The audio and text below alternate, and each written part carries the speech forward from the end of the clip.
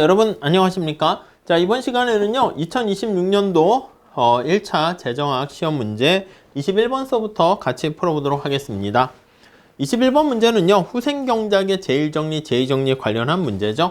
자, 후생경작의 기본정리에 대한 설명으로 옳은 것은 기본정리 성립을 위한 여러가지 선호와 생산기술에 대한 전제조건은 만족한다. 뭐 단조성이 있어야 되고 볼록성 뭐 이런 거 있잖아요. 그런 것들은 여기서 문제 삼지 않겠다 이 뜻입니다. 자, 1번 보실까요? 경쟁균형은 파레토 효율적이며 모든 파레토 효율적 배분은 이게 틀렸지. 민간에 의해서가 아니라 정부가 개입을 해서 소득 재분배했을 때 달성된다. 이거죠. 여러분 우리가 후생경제 제일정리와 제2정리 기억나십니까? 자, 후생경제 제일정리는 약간 완전 경쟁 시장에서의 경쟁균형은 요거는 시장에 맡기게 되면 파레토 효율적이 된다라는 것을 알 수가 있는데 여기서부터 이렇게 흘러가는 게 바로 제1정리 이렇게 되는 거잖아요. 이건 뭐야? 정부가 시장에 그냥 맡기게 되면 보이지 않는 손에 의해서 효율적인 상태가 된다. 이렇게 되는 거예요. 정부 개입하면 안 되죠. 근데 후생경작 제2정리는 이거의 역입니다. 이렇게 반대가 돼요. 그래서 제2정리는 여기에는 정부가 들어갑니다. 정부가 적절한 소득 재분배를 하게 되었을 때 공평성이 여기 들어가죠. 공평성을 위해서 정부가 개입하게 되면 그럼 파레토 효율적인, 물론 이제 처음에 소득 재분배를 해놓고 다시 효율성으로 찾아가는 것은 시장에 맡겨야 된다. 이래서 보통 이제 난이도 있는 문제로 나올 때는 효율성과 공평성을 분리해서 달성할 수 있다. 그렇게도 나오기도 하죠. 자, 그런데 여기 보시면 경쟁균형은 파레토 효율적이며 이거는 뭐야? 제일정리를 얘기한 거예요.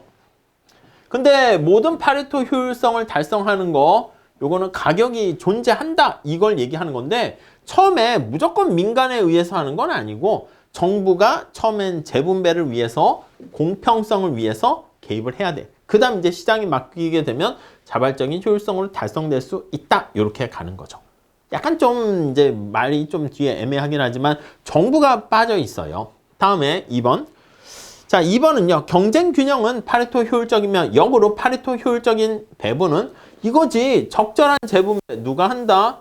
정부가 개입을 해서 적절한 재분배를 통해서 경쟁균형으로 달성될 수 있다. 이렇게 얘기를 하게 됩니다. 다음에 3번 볼게요. 3번. 3번은요. 파레토 효율적인 배분은 경쟁균형이며 왜 거꾸로 얘기하는 거야 이렇게 뒤로 이를 달성하기 위해 정부 개입이 필요하지 않다가 아니라 제2정리는 맞는데 필요하다 이렇게 얘기해야죠. 다음 4번 모든 경쟁 균형이 파레토 효율적이진 않으며 아니 모든 경쟁 균형이 파레토 효율적이 된다니까 그게 후생경작 제1정리라니까요. 재분배를 통해서 효율성이 달성될 수 있다. 뭐 앞부분 틀렸고요. 다음에 효율적인 배분은 항상 경쟁 균형보다 파레토 열등하다. 아니요. 경쟁 시장의 균형은 파레토 효율적이니까 뭐가 뭐보다 열등하고 이렇게 얘기하는 게 아니라 두 개는 같은 효율적인 상태다. 이렇게 표현을 해야 되겠습니다. 오케이. 중간에 이게 이제 약간 말 문제로 하다 보니까 정신이 좀 없어서 그런 건데 정부가 개입해야 된다. 제2정리랑 개입하지 말아야 된다. 제1정리 그걸 적절하게 섞어서 보시면 되겠습니다. 예, 잘 정리해 주시고요. 자, 다음에 22번. 자, 순수 교환 경제에서 파레토 효율 배분 이렇게 나와 있는데 여러분 이거 문제 풀 때는요. 첫 번째는 뭐냐면 소비자 1과 소비자 2가 있는데 초기 보존 자원이 여기 3과 1, 0과 3 이렇게 있어요. 근데 이 배분 중에서 파레토 효율적인 배분은 이겁니다. 이거 가능한 한 저는 하시긴 하는데 근데 웬만하면 이게 나중에 하라고 말씀드렸죠. 근데 요 정도는 해볼만 합니다. 무슨 말씀이냐면 자 초기 보존 자원이 이렇게 3, 1 그러면 전체 X 앞에 게 X제야. 첫 번째 사람이 X1이 3, Y1이 1 이렇게 돼 있는 거야. 자 그러면 X제가 총 몇 개 어떻게 있습니까 하면 첫 번째 사람과 두 번째 사람이 갖게 되는 건데 앞에 게 x제야. 여기 3. 두 번째 사람은 x제 하나도 안 갖고 있습니다. 그래서 3과 0은 3. 그냥 에즈워드 박스 그리면 3칸 옆으로 길이가 3 이렇게 돼 있고요. y는 어떻게 됩니까 하면 역시 마찬가지로 y1과 y2의 합 이렇게 보시면 되는데 y1은 1이고 뒤에 게 y1이야. y2는 3입니다. 그래서 1 플러스 3 해가지고 4 이렇게 돼 있는 거야. 그러니까 요거 식이 어떻게 돼 있는 거냐면 x1과 y1 요게 지금 어떤 거냐면 3과 1 이렇게 초기 배분점으로 가지고 있고요. x2와 y2 이렇게 하면 여기 나와 있는 것처럼 저기 빵과 3 이렇게 되어 있는 거예요. 자, 그래서 요게 이제 이렇게 두 개 더하게 되면 x1과 x2 합해서 3, y1과 y2 더해서 4 이렇게 되는 거죠. 에즈워드 박스가 어떻게 되는 거냐면 옆으로 3칸 이렇게 되어 있고요. 그래서 x제를 3개 논아 먹고 y제는 4개 가지고 논아 먹는 이렇게 살짝 모는 종이 그려주시면 그것도 괜찮습니다. 자, 첫 번째 소비자가 여기에 있고요. 두 번째 소비자가 여기 대척점에 있고요. 초기 부전점이 어떻게 해요? 여기 보시면 3, 1 하니까 3, 1 여기에요. A점 이렇게 되어 있는 거예요. 이해 가시죠? 그럼 대충 우리가 계약곡선을 찾는데 계약곡선은 요거 대각선 연결한 거에 갈 가능성이 많아요. 그래서 우선 제약 조건과 파레토 효율적인 배분을 찾아야 되는데 요 제약 조건을 충족해야 돼. 그래서 요거 두 개 충족해야 돼. 요건 이제 재분배를 하게 되는 거지. 재분배했을 때 x제는 3개를 넘어가면 안 되고 y제는 4개를 넘어가면 안 됩니다. 자, 그래서 우선 살짝 요거를 체크해 볼게. x제는 앞에 있는 게 x제야. 1.5, 1.5. 3이지? 1.5, 1.5, 1.5, 1.5 이렇게 되는데 우선 y제 볼까? 4 이렇게 돼야 되는데 이게 y1이고 이게 y2야. 두 개 더해서 4가 돼야 되는데 얘는 어떻게 돼? 1과 2 하면 3밖에 안 됐잖아. 얘는 1, 3, 2, 2, 2, 2, 2, 2 되니까 얘는 합쳐서 4가 안 되니까 1번은 탈락. 그래서 틀린 거 찾으세요 하면 1번 그렇게 나올 텐데 여기선 좀 더 구해라 이렇게 돼 있습니다. 오케이? 그리고 이거 직접 계산할 필요도 있긴 해요. 우리 파레토 효율적인 배분이다 라고 하면 두 사람의 MRS가 같아야 된다니까. MRS XY 할 때 첫 번째 사람 요거는 첫 번째 사람이 X를 얼마나 소중하게 생각합니까? Y를 얼마나 소중하게 생각합니까? 요거를 한계 효용의 비율로 나타내는 거죠. 자, X로 미분하게 되면 X1으로 미분하게 되면은 Y1 요 Y로 미분합니다. Y1으로 미분하게 되면 지금 첫 번째 사람의 효용, 선호를 나타내죠. X1 이렇게 되고요. 두 번째 사람의 선호를 또 봅니다. 그래서 MRS XY 뭐 하첨차 쓰면 좋은데 그럼 하첨차 너무 심해지니까 XY로만 했어요. 자, 똑같이요. 분자는 X로 미분합니다. 요거 잘 보시죠. X로 미분하면 Y2의 제곱. 이해 가시죠? Y로 미분하면 2가 내려가. 이 X2의 Y2 이렇게 되니까 이 X2분의 Y2 이렇게 되죠. 이해 가십니까? 자, 두 무차별 곡선이 요게 접해야 된단 말이지. 그래서 첫 번째 사람과 두 번째 사람의 한계 대체율이 같을 때가 첫 번째 사람의 무차별 곡선, 두 번째 사람 무차별 곡선 같을 때가 요게 바로 효용 극대화 선택이 됩니다. 자, 그러니까 요거 두 개가 같을 때가 최적이 된다라는 것이죠. 그래서 이제 정석으로 풀 때는요, 여기 나와 있는 것처럼 요건 여러분들이 하세요. 여기 나와 있는 요 관계가 딱 성립을 해야 되는 거야.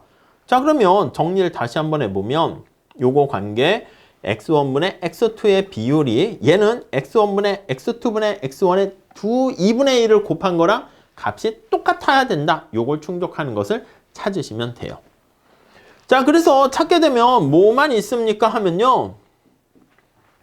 여기 나와 있는 4번이 거기에 해당해요. 요거 볼까? x1분의 x2는 어떻게 돼요? 2와 2 이렇게 있으니까 MRS 첫 번째 사람의 XY는 2분의 2 이렇게 되고요. 두 번째 사람은 어떻게 됩니까?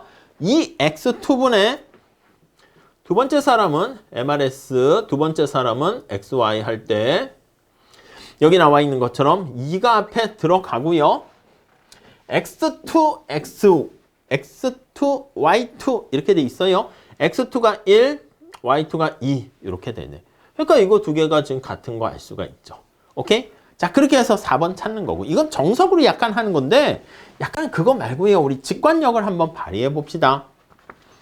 여러분 수업 시간에 제가 이게 콥더글라스 효용함수 되는 것이고 평등주의 선호 설명할 때 했는데 요거 가만히 보시면 아니 얘는 x1과 x2의 지수가 1, 1 이렇게 돼 있는 거 보이십니까? 얘는 어떻게 돼 있어? 얘는 두 번째 소비자는 여기요. x2의 y2의 제곱승으로 돼 있는 거 보이십니까? 이거 좀 보이면 좋은데. 자, 요거 있으니까 두 번째 소비자는 2는 두 번째 소비자는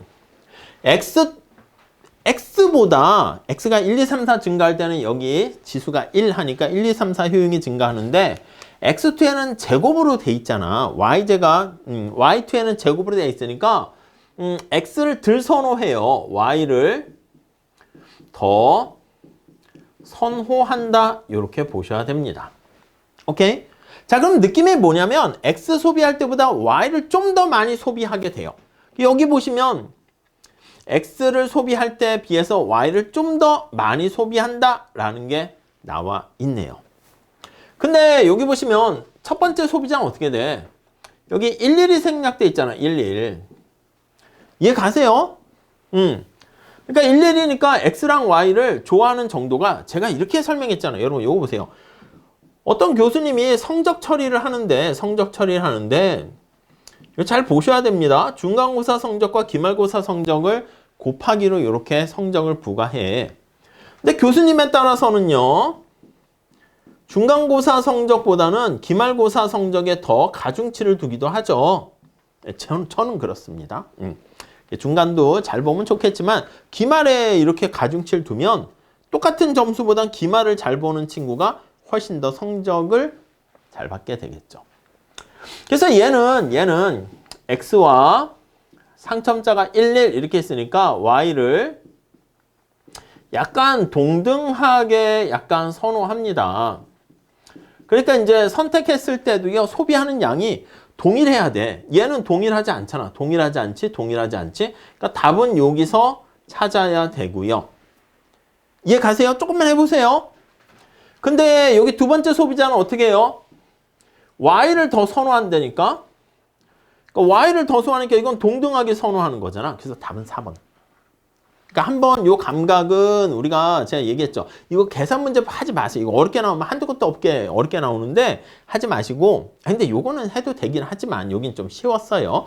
근데 느낌이 요 선호 정도를 딱 봤을 때 여러분들께서 어떤 느낌이다. 그걸 좀 가져가셨으면 좋겠습니다. 아시겠죠? 네, 그 정도 정리해 주시면 좋을 것 같습니다.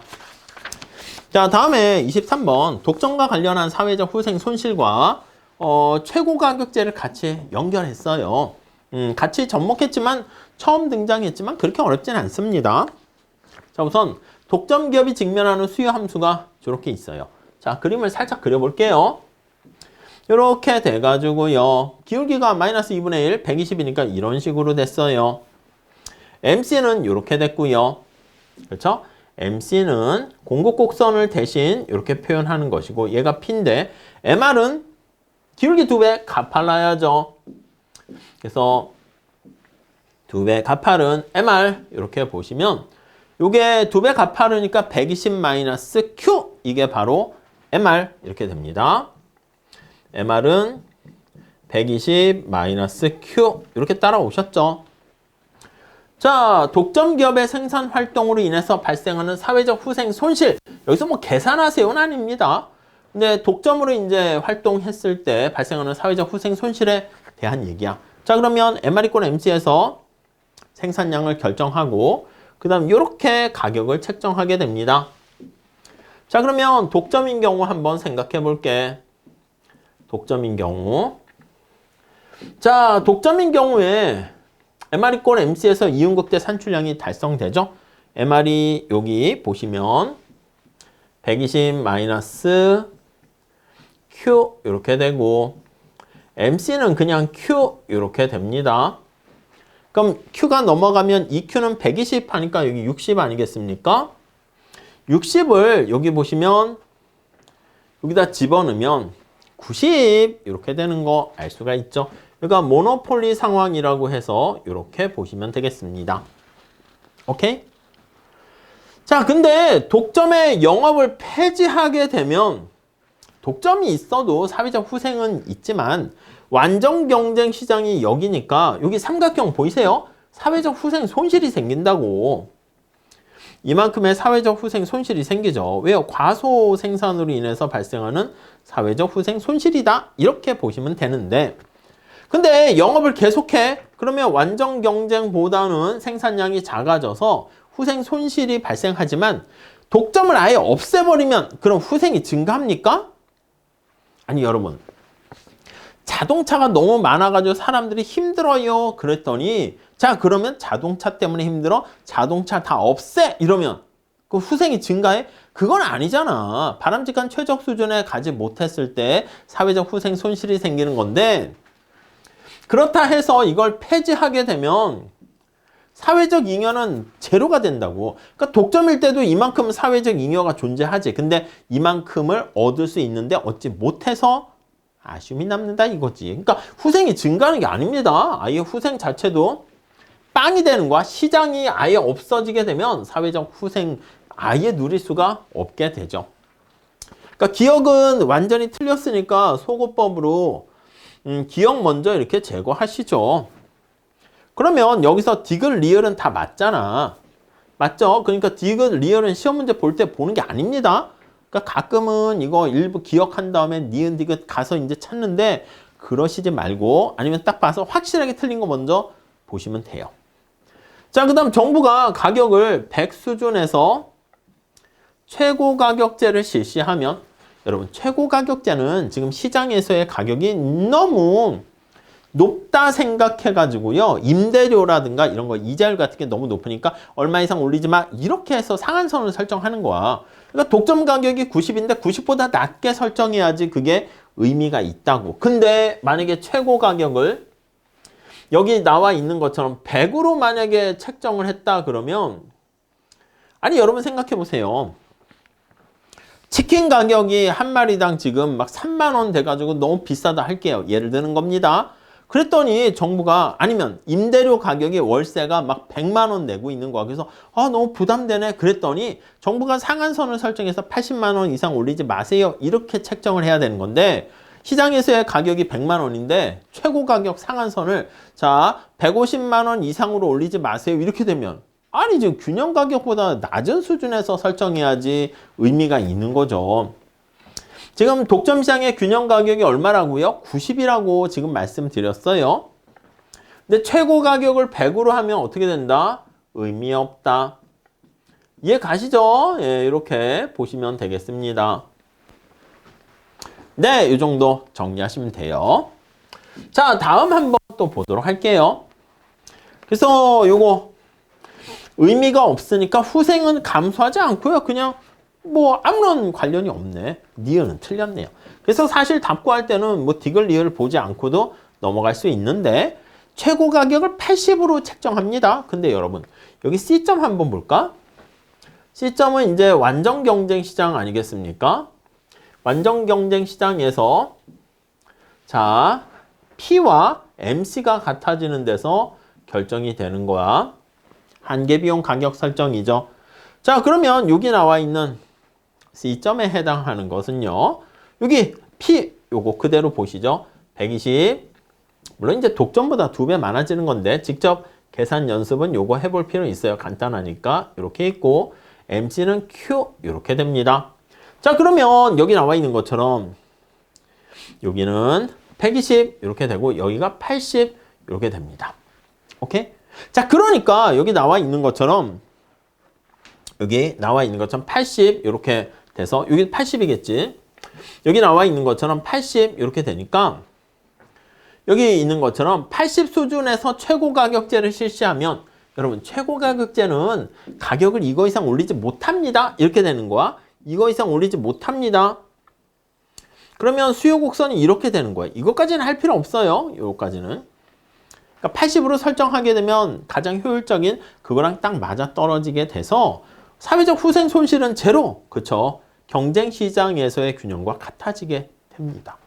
자, 그리고 정부가 80 수준에서 최고 가격제를 실시하게 되면 사회적 후생 손실은 얼마만큼 감소하나? 그치, 이만큼 오히려 사회적 후생 손실은 여기 이전에 비해서 이만큼 증가한다. 이렇게 보셔야 되겠죠. 오케이, 그렇게 보셔서 정리하시면 되겠습니다. 자, 그래서 원래는 정부가 80 수준에서 실시하게 되니까 그 이전에 가장 효율적인 상황에 비해서는 이렇게 그만큼 바뀌게 되는 거 알 수가 있어요. 자, 그래서 여러분들께서는 이런 파트 나왔을 때 최고 가격제 이런 내용보다도 어떻게 보시냐면은 요거 완전히 틀린 거를 제거하셔 가지고 소거법으로 답을 체크하는 거 그거 괜찮은 것 같습니다. 오케이, 그 정도 정리하시면 되겠습니다. 자, 그 다음에 24번 문제 좀 한번 보도록 하겠습니다. 자연독점, 우리 앞에서도 봤는데 또 나왔습니다. 자연독점과 관련해서 옳은 것은 1번, 자연독점이라는 것은 말 그대로 자연스럽게 독점적인 상황이 되는 것이죠. 이게 규모의 경제 때문에 발생하는 거야. 규모의 경제 때문에 발생하는 건데 규모의 경제라는 게 뭐예요? 생산량을 증가시킬 때 Q가 증가 시 생산을 대량 생산했을 때 평균 비용이 하락하게 된다. 이렇게 보셔야 됩니다. 이게 바로 규모의 경제가 있다. 이렇게 보시면 되겠죠. 자, 살짝 그래프를 한번 그려보시면 자, 규모의 경제는 뭐 수요 곡선을 먼저 그려놓을게요. 매끄럽게 그리려고. AC가 평균 비용이 이렇게 우하향하는 하락하는 형태가 돼야 됩니다.